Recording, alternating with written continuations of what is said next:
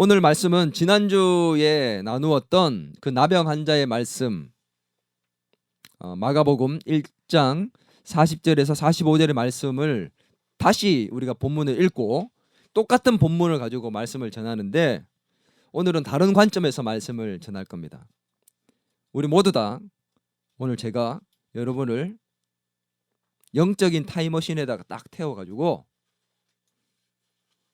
2000년 전 예수님께서 나병 환자를 고치시던 그 장소로 여러분을 데리고 가려 합니다. 준비되셨습니까? 자, 우리 모두 다 지금부터 2000년 전으로 돌아가서 예수님께서 나병 환자를 고치시던 그 장면의 현장으로 가도록 하겠습니다. 레드, 선! 지난주 나병 환자가 예수님께 나와서 간구하고 병을 고치는 장면을 우리가 이제 듣고 보았는데, 이 나병 환자의 행동은 그 당시에는 시대적 상황 속에서는 있을 수 없는 행동이었습니다. 기억납니까?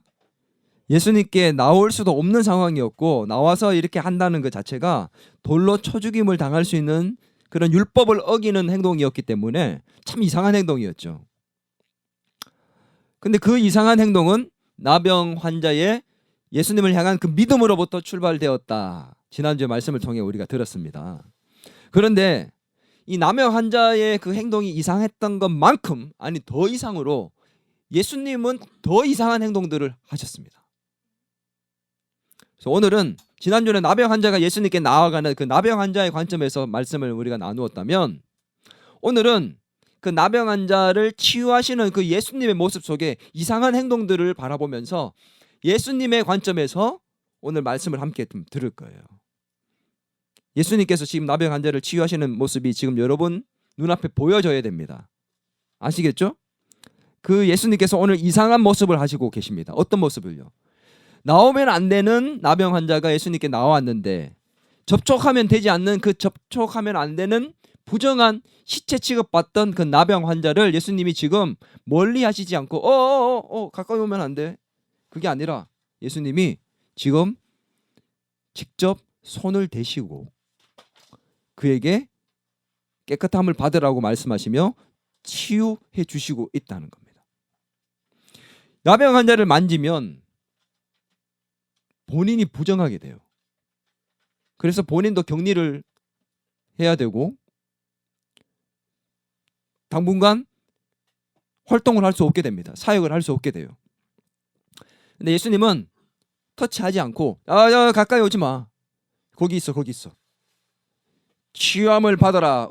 지난주 말씀처럼 깨끗하여질지어다. 이렇게 하면 손 안 대고 손끝 하나 대지 않고 저 멀리에서도 치유할 수 있었습니다. 근데 예수님께서 직접 지금 손을 탁 대셨어요. 다 보는 앞에서, 사람들이 보는 앞에서 부정하게 될 수 되는, 그리고 격리될 수도 있는 그런 상황을 알면서도 예수님은 그 나병 환자를 만지셨습니다. 그가 나오는 것도 이상했지만 그를 만지시는 것도 이상한 행동입니다. 왜 예수님께서 말씀만으로도 고칠 수 있는데 그를 만지셨을까? 예수님의 이 행동, 이상한 행동 속에 도대체 어떤 마음이 담겨져 있는 것일까? 그 예수님의 그 마음에 대해서 오늘 살펴볼 수 있는 그런 시간이 되기를 바라요. 나병 환자는 아픈 것이 육체적인 아픔보다 마음이 더 아팠고 영적으로 더 고통스러웠다. 지난주 우리 말씀을 통해 들었습니다. 육체적으로는 아픈 것을 느끼지 못하니까, 암처럼 너무 아파가지고 고통스러워서 진통제를, 아니 마약 성분이 들어있는 것을 맞아야 될 정도로 그렇게 심각하게 아픈 게 아니라, 오히려 그렇게 아픈데 그 아픈 걸 못 느끼는 거예요. 썩어져서, 내 몸이 썩어져서 떨어져 나가는데도 그걸 못 느끼는 정도니. 근데 그 아픈 것보다 더 중요한 거는 내 몸에 썩어져감과 또 그로 인한 악취가 나는 것으로 말미암아 사람들이 나를 멀리하고 시체 취급하고 마음이 병들고 또 하나님께로부터 버림받았다는 죄책감 속에서 살아가는 영적인 고통과 그 마음의 고통이 더 심했다. 그게 더 심각한 거였잖아요. 예수님께서 나병 환자에게 손을 내밀어서 그랬던 그 나병 환자에게 손을 내밀어서 이렇게 만지실 때 그 나병 환자의 마음이 어땠을까요? 사람이 그리웠어요.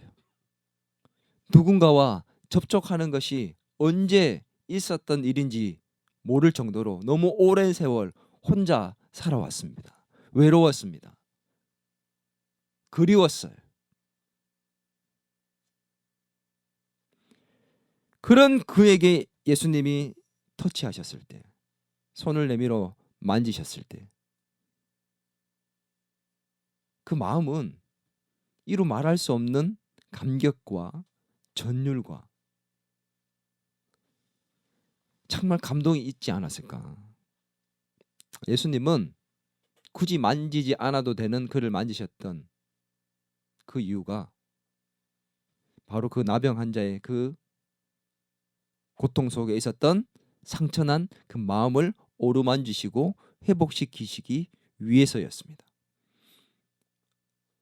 우리가 얼마 전 베드로의 장모의 열병을 고치시기 위해서 손을 내밀어 만지셨던 것처럼 오히려 이건 더 그보다 심각한 상황에 있음에도 불구하고 예수님이 그를 만지셨어요. 왜요? 그의 상처난 마음과 고통 속에 있는 영적인 그 고통을 치유해 주시고 싶었기 때문입니다. 오늘 나병 환자뿐만이 아니라 우리도 하나님께서는 치유해 주시기를 원합니다. 오늘 우리를 치유하실 때는 우리의 육체만 치유하시는 것이 아니라 마음적으로 영적으로 함께 온전한 치유를 일으키기를 원하십니다. 아멘이세요?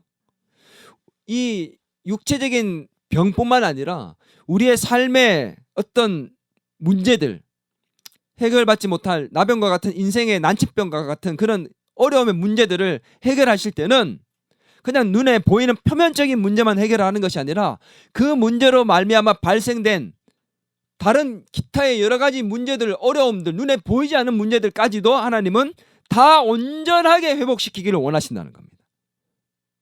우리가 어느 정도 치료받는 것이 아니라 어느 정도 문제가 해결되는 것이 아니라 정말 모든 것이 근원적으로 다 온전하게 회복되기를 원하시는 것이 하나님의 마음이라는 겁니다.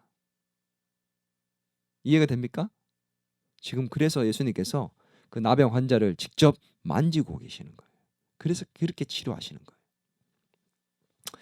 네, 이렇게 육체적으로, 마음적으로, 영적으로 온전하게 치료해 주시는 것은 예수님의 그 마음 때문이었습니다. 어떤 마음이냐면 그 나병 환자를 불쌍히 여기시는 마음 때문이었습니다.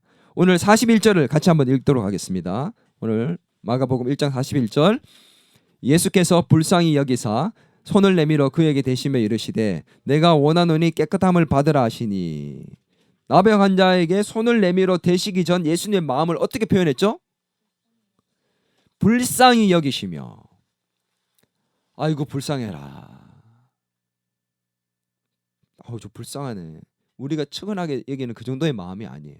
이 불쌍히 여기다는 그 마음, 그 말에 그 깊은 뜻은 어떤 뜻이냐면 창자가 끊어지는 것 같다는, 창자가 끊어지는 것 같은 고통을 느끼는 마음, 그런 마음을 표현하는 것이 지금 이 단어입니다. 불쌍히 여기다. 오랜 시간 고통 속에 지냈던 나병 환자를 보면서 창자가 끊어지는 듯한 그런 고통을 느끼는, 배가 아리는, 가슴이 찢어진다 그러잖아. 이제 자녀가 나병에 걸려서 오랜 세월 생각해봐. 우리 아들 딸들이 나병이란 것에 걸려서 격리돼가지고 오랜 세월을 보지도 못하고 살고 다른 사람들에게 손가락질 받고 치치 취급받고 살며 꿈도 희망도 없이 그냥 죽을 날만 기다리고 있는, 빨리 죽었으면 좋겠다고 생각하고 그렇게 살고 있는 그런 자녀를 오랜 세월 지나서 내 눈앞에서 만나게 됐어요. 그 부모의 마음이 어떨까? 얘를 내가 만지면 나도 격리돼야 되는데, 나도 부정한 취급받는데, 만지면 안 돼. 내가 만약에 우리 자녀들을 그렇게 만났다면 어땠을까? 아들, 얼마나 힘들었니? 내 아들 한번 보자. 너를 보니까 지난 세월이 보이는데 얼마나 고통스러운 세월을 보냈는지 가슴이 찢어진다. 이리 와봐. 한번 안아보자. 그러면서 정말 가슴이 찢어지고 속이 아리는, 가슴이 찢어지고 창자가 끊어지는 것 같은 그 고통 속에서 그를 안아주지 않았을까? 예수님이 지금 이 나병 환자를 만지실 때 왜 만지셨느냐? 그런 마음이 들었기 때문에 만지셨다고 나와요. 굳이 안 만져도 되는데 이리 와봐. 너 사람의 손길이 그리웠지? 외로웠지? 힘들었지? 이리 와.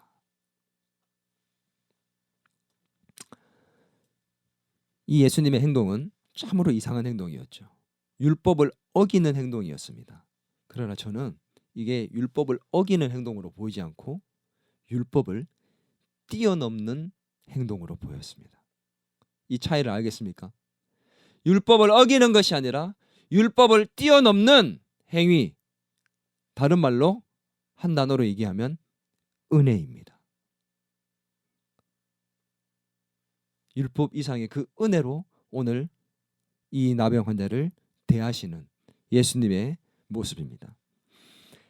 오늘 이 나병 환자를 불쌍히 여기셨던 그 예수님의 그 마음으로, 그 은혜로 오늘 저와 여러분을 예수님이 만지셨어요.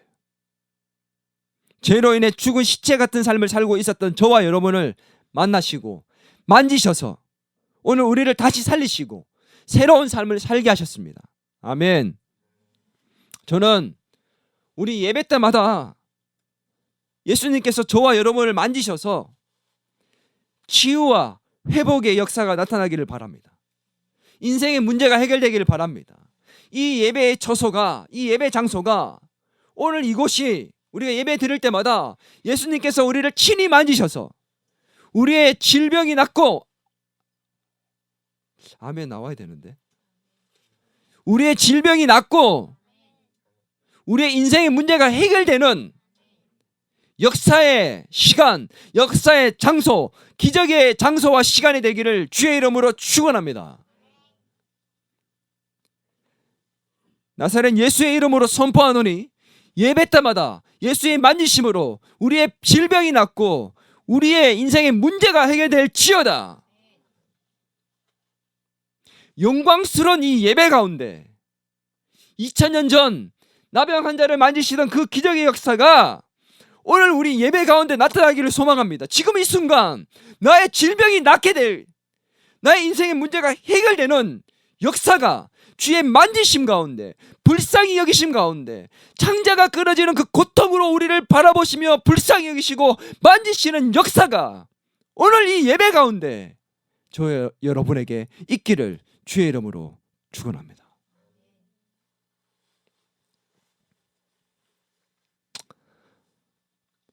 오늘 우리에게는 예수님의 이 불쌍히 여기는 마음이 있는가? 우리는 불쌍히 여기는 그런 마음이 예수님처럼 있는가? 누군가를 볼 때 우리의 마음에는 이런 긍휼한 마음이 있습니까? 은혜로 사람을 대하는 마음이 있습니까? 세상 사람들과 똑같이 사회적 잣대와 나의 판단 기준과 이런 것들을 갖고 저울질하면서 불쌍히 여기기보다, 은혜로 대하기보다 비난하고 욕하고 논리적으로 말하며 법이요 라고 얘기하며 이게 맞다라고 얘기하며 그를 깎아내리고 논리적으로 이기고 말빨로 이겨서 그에게 상처 주며 힘들게 하는 삶을 살고 있지는 않습니까? 말에는 이길지 몰라도 사람을 잃어버립니다. 주님의 마음을 가지지 못합니다.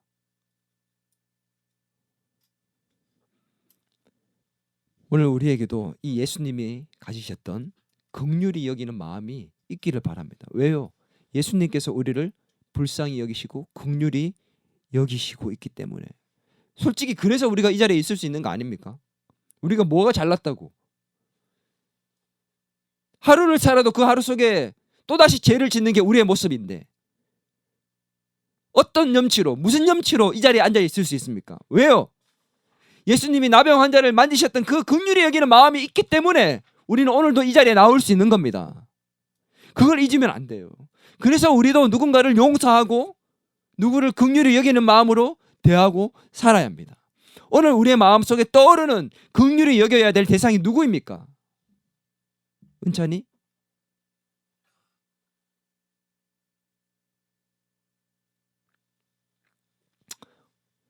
오늘 우리에게 예수님을 이 닮은 마음이 있기를 바랍니다. 주의 마음이 우리에게 있기를 소원합니다.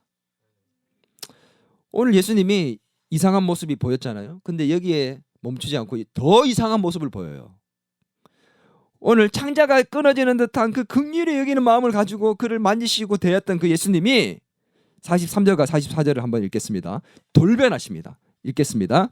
곧 보내시며 엄히 경고하사 이르시되 삼가 아무에게도 아무 말도 하지 말고 가서 내 몸을 제사장에게 보이고 내가 깨끗하게 되었으니 모세가 명한 것을 들여 그들에게 입증하라 하셨더라.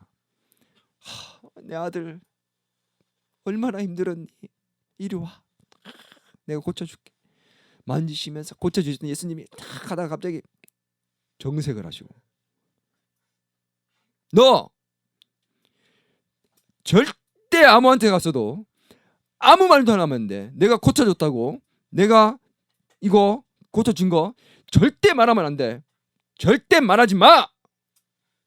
지금 이렇게 하고 있어.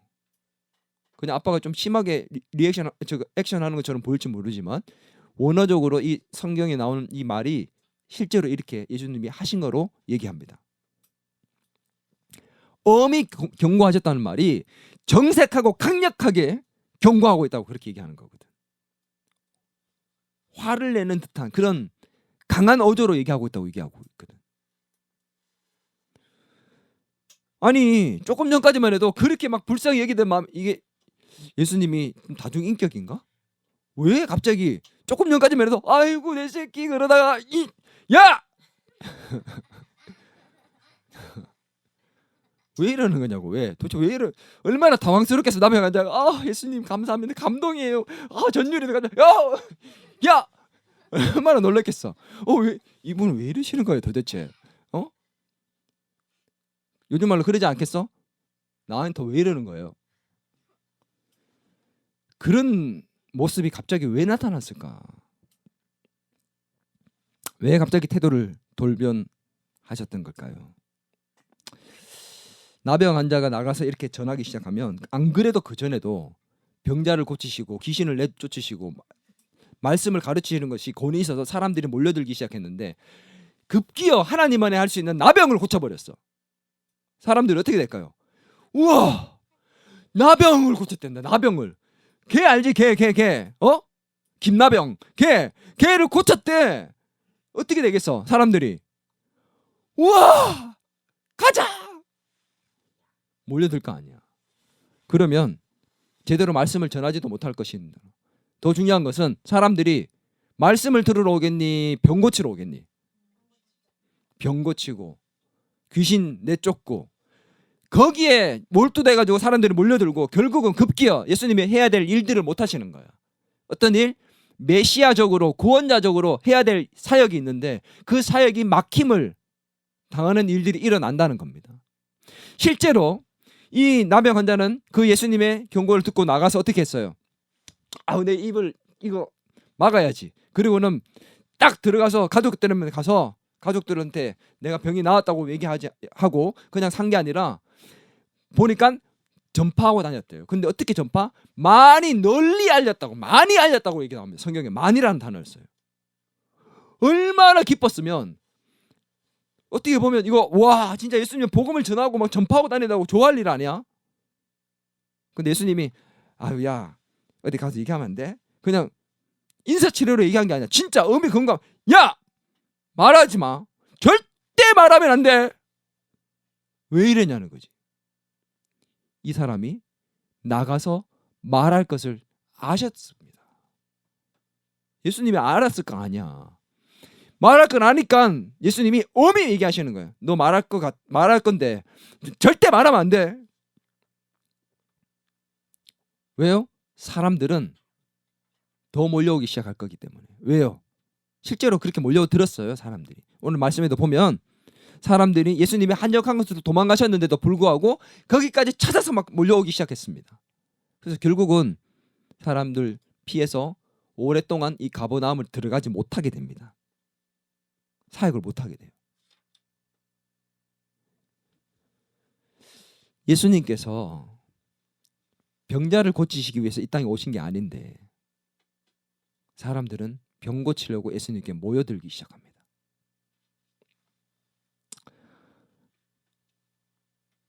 오늘 우리는 이 사람들처럼 말씀을 듣고 싶고 내 삶이 변화되어서 하나님의 자녀로서 자녀다운 삶을 살고 싶은 마음에서 몰려드는 것이 아니라 내 인생의 문제, 나의 필요를 해결하기 위해서 내 문제와 내 필요를 위해서 예수님을 따르고 있는 것은 아닌지, 어떤 것이 더 우선인지, 예수님의 엄중한 경고를 듣고 있는 그 나병 환자의 그 목소리, 그 모습이 오늘 우리가 들어야 될 모습은 혹시 아닌지, 너 왜 나 따르고 있느니? 너 왜 왔냐?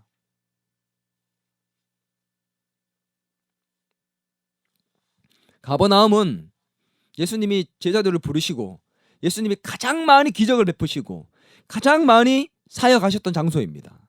근데 그 결과가 어떤 줄 아세요? 비참한 결과였어요. 그 가버나움은.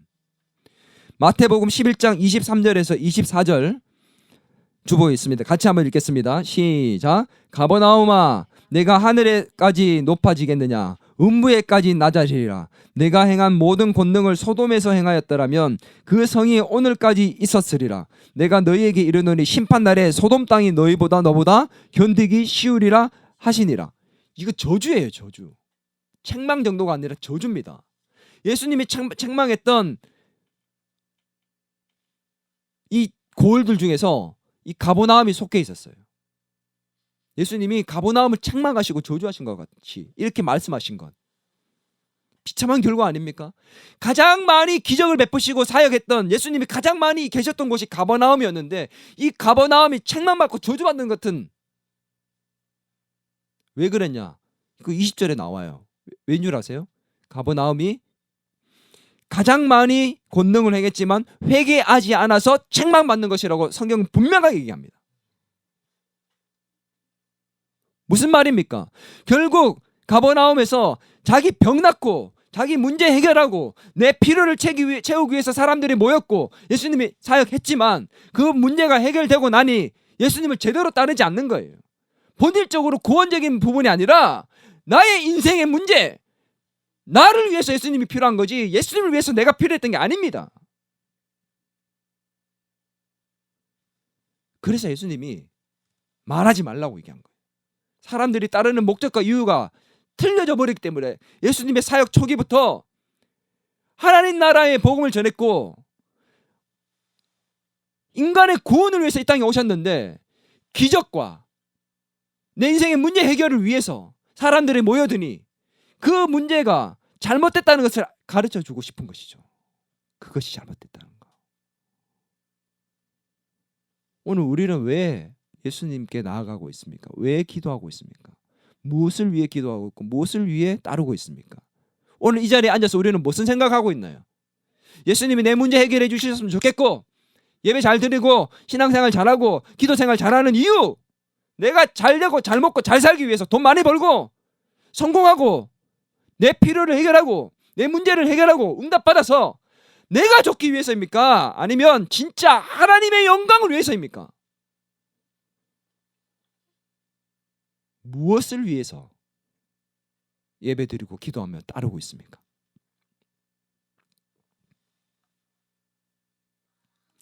돈 문제, 자녀의 문제, 건강이나 질병의 문제, 이런 내 문제 거기에 급급하고 내 꿈과 내 미래, 내 성공, 오늘 말씀을 사모하고 하나님을 사랑하고 우선시할 수 있는 그런 그리스도인들이 될 수 있기를 바랍니다. 근데 여기에서 이상한 행동이 그치는 게 아니에요. 예수님이 또 이상한 행동을 또 하십니다. 자, 또 한 가지 이상한 것은 어떤 것이냐면 43절에서 44절에 나옵니다. 후반부에 보면 아무에게도 말하지 말고 그 다음에 어떻게 해요? 같이 있습니다. 가서 내 몸을 제사장에게 보이고 내가 깨끗하게 되었으니 모세가 명한 것을 드려 그들에게 입증하라. 이게 왜 이상한 행동이냐? 조금 전에 지금 예수님이 나병 환자를 이렇게 만지셨잖아요. 지금 율법을 어긴 겁니다. 율법을 이미 벌써 어기신 예수님, 그분이 내가 치료했으니까 자 이제 집으로 돌아가, 그렇게 하시지 않고 어떻게 하라고요? 율법대로 제사장에게 가서 보이고 입증하라. 네가 나았다는 것을, 깨끗해졌다는 것을 입증해라. 율법을 지금 어기신 분이 율법대로 지켜라라고 다시 얘기하고 계세요. 이상하지 않습니까? 이상해야 돼요. 율법을 어기신 그분이 지금 눈앞에서 보여줬던 그 율법을 어기는 행동들 가운데 있다가 갑자기 다시 율법대로 제사장한테 가서 네 몸이 깨끗해진 걸 보여. 그리고 갈 때 율법대로 모세가 명한 것을 제사장에게 갖다 드려야 돼. 준비해서 가. 율법대로 해. 갑자기 왜 이러셨냐는 거지. 이 나병 환자가 그렇지 않을까? 이분은 율법을 어기면서까지 나를 만지셨어. 감동이야 이러고 있는데 갑자기 막 화내시더니 율법대로 해. 나병 환자가 어떨까? 도대체 나한테 왜 이러시는 거예요? 그런 마음이지 않을까? 네, 이 예수님의 이 이상한 행동 도대체 왜일까? 예수님은 정말 완벽하게 이를 회복시키고 싶었습니다. 그 사람이 가장 힘들었던 게 뭐예요? 홀로 사는 것. 사회적 회복을 일으키시기 위해서 그 당시 사회적 회복은 제사장만이 할 수 있었습니다. 제사장이 이제는 깨끗하게 되었으니 가족에게 돌아가라. 사회로 돌아갈 수 있다. 격리에서 해방되었다. 라고 얘기를 해야지만 갈 수 있었어요. 가족에게로 돌아가게 하고 꿈과 희망을 다시 가지게 하고 친구를 만나게 하고 내가 사람답게 살 수 있도록 회복시키는, 내 몸을 치료하시고 내 마음을 치료하시고 내 영혼을 치료하시는 것뿐만 아니라 내 일상생활도 새롭게 다시 회복시키기를 원하시는 예수님. 그래서 제사장에게 가서 보이고 사회적으로 회복시켜 새로운 삶을 살게 하셨던 것입니다. 다시 직장을 갖고 다시 가족의 품으로 돌아가 다시 예배 드릴 수 있게 되는 그런 삶으로 가기 위해서 제사장에게 보이라고 한 겁니다. 근데 제사장에게 갈 때 특별히 가지고 가야 될 게 있었어요. 오늘 말씀해 보니까 모세가 명한 것을 드려 그들에게 입증하라고 하겠습니다. 모세가 명한 것이 뭘까요? 여러분 아세요? 제사장에게 가서 나 깨끗해졌어요 라고 보여줄 때 깨끗해졌네? 이제 가. 그게 아니야. 깨끗해졌다면 그 다음에 그것을 보고 제사장이 이제 나았구나. 그러면 의식을 행하자. 그리고는 깨끗함을 받고 다시 사회로 돌아가기 위한 의식이 있었습니다. 그것을 하고 난 다음에 돌아갈 수 있었지. 그것을 위해서 준비해야 될 것이 있었어. 그게 뭐냐? 레위기서 14장 4절에서 7절에 나옵니다. 자, 같이 한번 읽겠습니다. 조금 길어도 같이 읽습니다. 제사장은 그 정결함을 받은 자를 위하여 명령하여 살아있는 정결한 새 2마리와 백향목과 홍색 실과 우슬초를 가져오게 하고, 제사장은 또 명령하여 그 새 하나는 흐르는 물 위에 질그릇 안에서 잡게 하고, 다른 새는 산채로 가져다가 백향목과 홍색 실과 우슬초와 함께 가져다가 흐르는 물 위에서 잡은 새의 피를 찍어 나병에서 정결함을 받은 자에게 7번 뿌려 정하다 하고, 그 살아있는 새는 들에 놓을지며. 자, 이걸 내가 간단하게 설명해 줄게. 뭘 가져가야 되냐면 제일 중요한 것은 새 2마리를 갖고 가야 돼. 여기 보면 백향목, 홍색실, 우슬초도 있지만 중요한 것은 새 2마리야. 이 새 2마리를 가져가서 어떻게 하느냐? 한 마리를 죽입니다. 근데 죽일 때 어디서 죽이느냐? 아니, 오늘 성경 읽었잖아. 어디에서? 물 위에 있는 질그릇 안에서 죽여야 돼. 질그릇 안에서 죽이고, 죽인 이후에 거기서 나오는 그 피를 갖고 어떻게 찍어서 나병 환자에게, 정결함을 받은 나병 환자에게 7번을 피를 뿌립니다. 그리고는 정결해졌다, 정화해졌다 라고 얘기를 합니다. 그 다음에 어떻게? 살아있는 새 한 마리가 있잖아. 그 새를 들에서 훨훨 날려보냅니다. 하늘을 향해서. 이렇게 하고 난 다음에 이제 완전히 회복해서 복귀하는 거예요. 자, 이게 무슨 의미냐 도대체? 왜 이런 의식을 행하게 했을까? 이 새 2마리가 있잖아. 이 새 2마리 중에서 죽임을 당하는 새는 예수 그리스도를 상징합니다. 예수 그리스도를 상징하는데 이 죽임을 당할 때 이 새가 어디에서 죽어요? 질그릇 안에서 죽었습니다. 질그릇이 뭐냐? 성경에서 질그릇은 우리 인간의 육체를 뜻합니다. 질그릇은 우리 인간의 육체를 뜻해요. 그래서 토기장이신 예수님 뭐 이런 얘기가 나오잖아요. 하나님 질그릇에서 죽였다라는 것은 무슨 말이냐면 인간의 육체의 몸을 입고 예수님이 이 땅에 오셔서 죽으시는 것을 상징하는 겁니다. 이해돼요? 예수님께서 인간의 몸을 입고 이 땅에 오셔서 우리를 위해서 십자가에 죽으셨어요. 그 죽으심 때문에 어떻게 해요? 새 한 마리는 다른 새가 죽었기 때문에 자기는 어떻게 해요? 다시 살아서 둘째가 뭐가 죽을지 몰라. 근데 한 마리가 죽었기 때문에, 그 새가 죽었기 때문에 이 새는 어떻게 해요? 다시 하늘로 올라가 살 수 있게 된 겁니다. 새로운 삶을, 죽을지도 모르는 그 삶이었지만 다시 살게 된 거잖아요. 오늘 예수님의 그 죽으심으로 말미암아 우리는 새로운 인생을 그리스도의 자녀로서, 하나님의 백성으로서, 구원받은 자로서 새로운 인생을 살게 된 것이죠. 오늘 나병 환자가 그렇다는 거예요. 살아있으나 죽은 것 같은 그가 오늘 다시 예수님의 그 죽으심과 예수님의 피 흘리심, 그가 채찍에 맞음으로 우리가 나음을 입었도다. 그 예수님 때문에 다시 살게 되어서 저 하늘을 나르는 새처럼 새로운 삶을 살게 된다는 것입니다. 오늘 예수님께서는 우리를 긍휼히 여기시는 마음으로 우리를 온전하게 회복시키기를 원하십니다. 아멘. 인생의 문제, 우리의 질병, 골마있고 상처나 있는 모든 것들을 완벽하게 온전하게 치유하시고 회복시켜서 새로운 삶을 살기를 원하십니다. 이 예수님이 오늘 이곳에 계시고 우리는 그 예수님을 만날 수 있기를 바랍니다. 아멘. 오늘 한 소녀의 이야기를 하고 오늘 말씀을 마치려 합니다.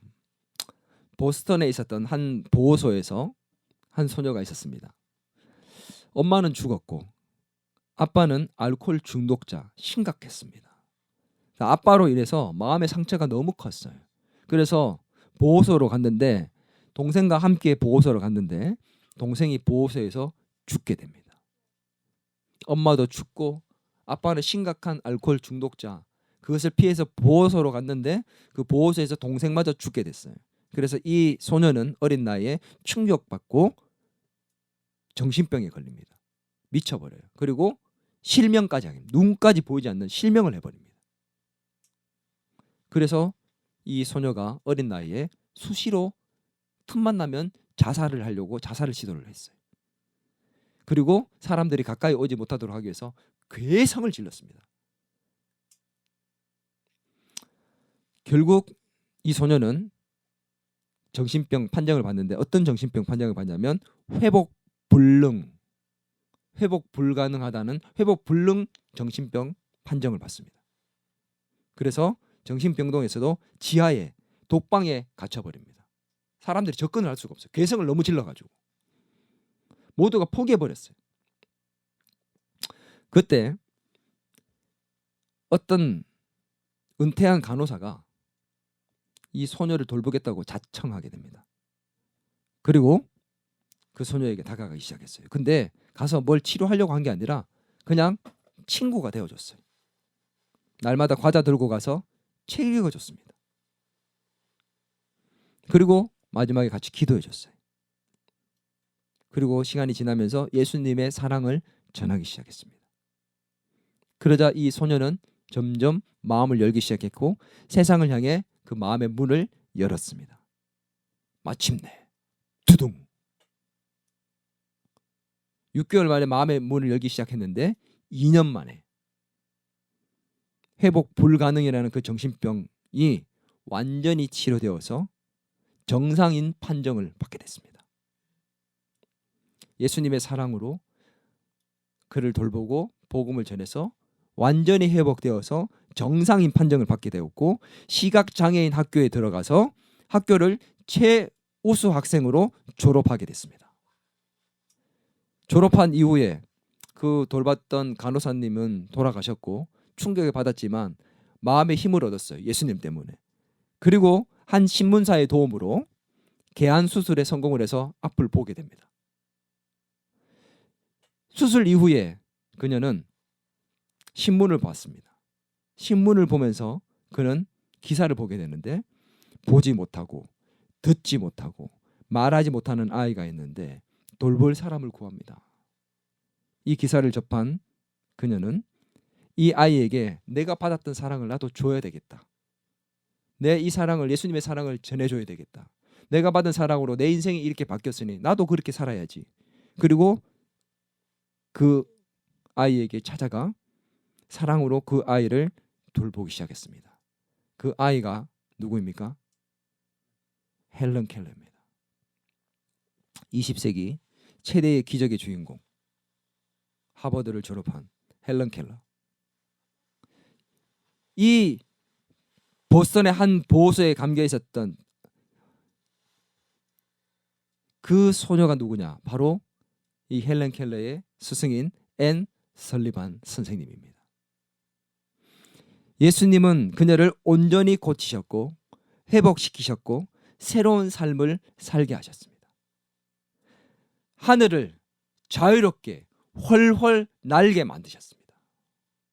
그냥 눈만 보이게 만드신 것이 아니라 정신병만 치료하신 것이 아니라 완벽하게 치유하시고 회복시키셔서 새로운 삶을 살며 하늘을 훨훨 날 수 있게 만드셨습니다. 뿐만 아니라 다른 누군가도 하늘을 훨훨 날 수 있는 사람으로 만드셨습니다. 오늘 그 예수님께서 저와 여러분을 만나시고 만지셔서 온전하게 치유하시고 해결하시고 회복시키셔서 우리 또한 저 하늘을 훨훨 날며 저 창공을 가르는 새처럼 새로운 삶을 살 수 있게 만들기를 주의 이름으로 축원합니다. 우리 같이 한번 기도할까요?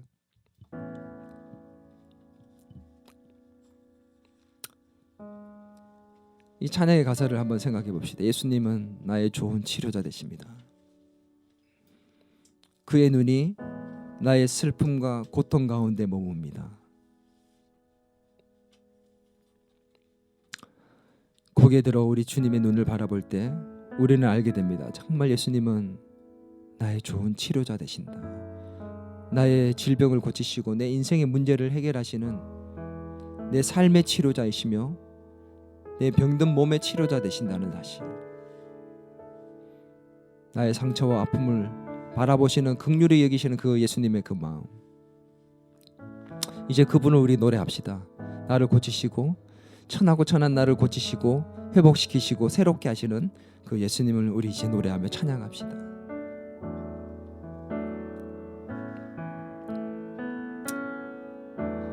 예수 나의 좋은 치료자 그의 눈이 머무는 곳에 나의 슬픔과 고통 고개를 들어 그의 눈을 볼 때에 난 알았네 예수 나의 좋은 치료자 예수 나의 좋은 치료자, 예수 나의 좋은 치료자. 그의 눈이 머무는 곳은 나의 상처와 아픔, 영원히 흐를 것 같았던 눈물 다 멎었네. 예수 나의 좋은 치료자. 난 노래하리라, 난 노래하리라. 천한 나를 돌아보신 구세주를 찬양해. 하늘 닿는 곳까지 내 손 들리라. 예수 나의 치료자. 난 노래하리라, 난 찬양하리라, 찬양하리라. 천한 나를 돌아보신 구세주를 찬양해. 하늘 닿는 곳까지 내 손 들리라. 예수 나의 치료자.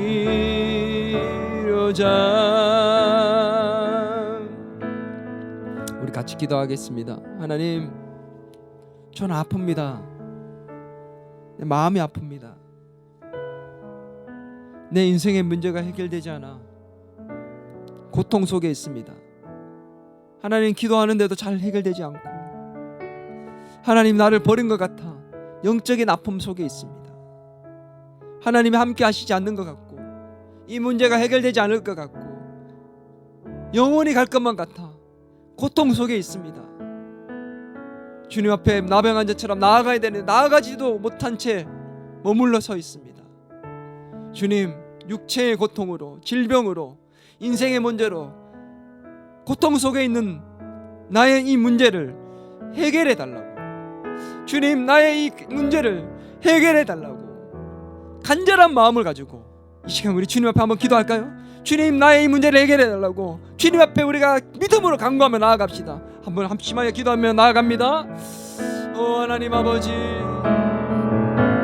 하나님 아버지, 우리를 불쌍히 여기시고 긍휼히 여기시는 마음으로 우리를 찾아오시고 만져주시는 그 주님, 하나님 부닥거렸고 초라하고 연약하고 하나님 죄 많은 우리를 찾아오셔서 우리를 만지셔서 새로운 삶을 살게 하시는 그 주님, 주님을 바라봅니다.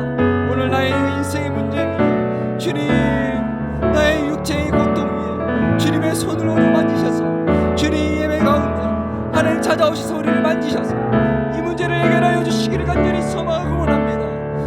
하나님 아버지, 우리를 불쌍히 여겨주시옵소서. 하나님 불쌍히 여겨주시옵소서.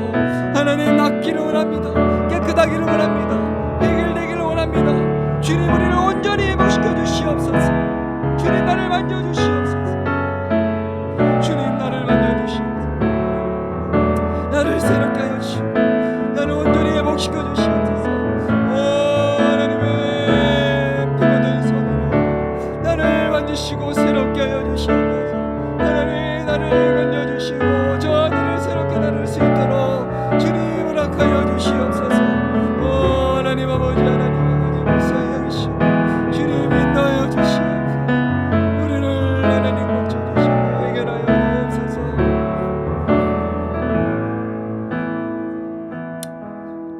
살아계신 하나님 아버지, 오늘 이 시간 하나님 앞에 나아갑니다. 주님, 내 인생에 희망이 없고 앞이 보이지 않아 절망 속에 살던 나병 환자처럼 오늘 주님 앞에 나아갑니다.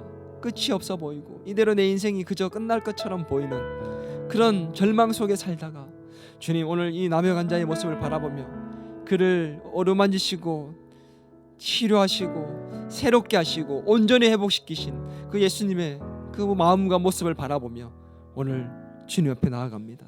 주님, 저의 이 끝나지 않을 것 같은 이 어려움, 아픔과 고통, 나의 인생의 문제와 질병들 주님 치료하여 주시고 해결해 주시고, 주님 우리를 온전히 회복시켜 주셔서, 나를 온전히 회복시키셔서 새로운 삶을 살게 하여 주시옵소서. 하나님, 깨끗하여지기를 원합니다. 회복되기를 원합니다. 새롭게 되기를 원합니다. 주님, 저 하늘을 훨훨 나를 수 있는 그 새처럼 주님 나를 위해서 죽으셨으니 그 죽으심으로 말미암아 나의 인생이 새롭게 되게 하여 주시옵소서.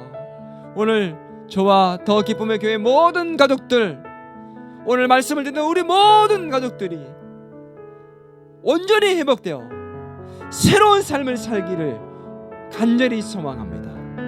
주님, 기적을 베풀어 주시옵소서. 예수님의 이름으로 기도드리옵나이다. 이제는 우리 주 예수 그리스도의 은혜와 하나님 아버지의 크신 사랑과 성령님의 감화 감동 위로 교제 충만하심의 역사가 오늘 주의 만지심으로 온전히 회복되어 새로운 삶을 살기를 소망하는 더 기쁨의 교회 모든 가족들과 교회와 이 나라 이 민족 위에 이제로부터 영원토록 함께 하시길 간절히 축원하옵나이다.